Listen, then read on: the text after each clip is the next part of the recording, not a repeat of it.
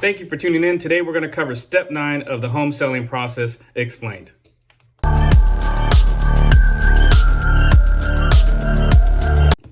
Now, once the offer is fully executed, all parties agreed and signed, escrow will be open and the contingencies for the buyer, if any are on the contract, will begin at that point.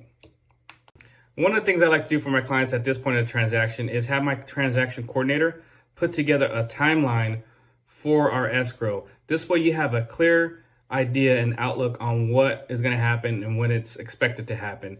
Also, that timeline has dates when things are due. So, for example, appraisal is due on X date, inspections are due by X date. Another useful part of that timeline is all of us will be able to see it, and it's my responsibility as your agent to make sure the buyer's agent is sticking to those timelines and getting things done on time, if not early. Now, I'm really big on communication, not only with my clients, but with the other agent and, along with my TC, my transaction coordinator, to make sure everybody is on the same page. So that being said, these timelines are there for not only for awareness, but for us to hit those deadlines. But there's going to be times where things are out of our control. You might have a repairman that you prefer to use that decided at the last minute that he's unable to make it to the house that day, and that's going to cause a delay, right? You might have an appraiser that needs to come out and they're actually booked out 2 weeks versus being booked out 5 to 7 days. Things like this are not uncommon in the real estate industry. What we want to try to avoid and what we make sure we stay on top of is the other party purposely delaying the transaction.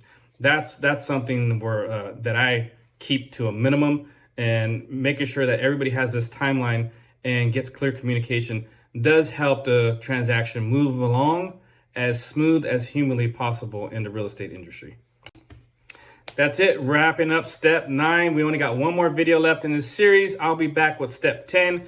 Hit that like button for me if you appreciate the content that I shared in this video.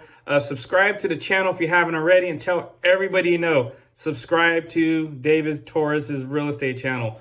I want to reach a mass audience. There's so many people that have real estate questions and they just don't know where to start. And sometimes they get pointed in the wrong direction. At least this way they'll have a step-by-step video series that they could follow and someone that they could contact if they have any questions. And I strongly believe that their outcome will be a lot better this way versus just trying to find the information on their own. So subscribe to the channel, turn on the notifications if you haven't already, so you can get an alert for the next video that I upload, which is the last video of this series, Step 10.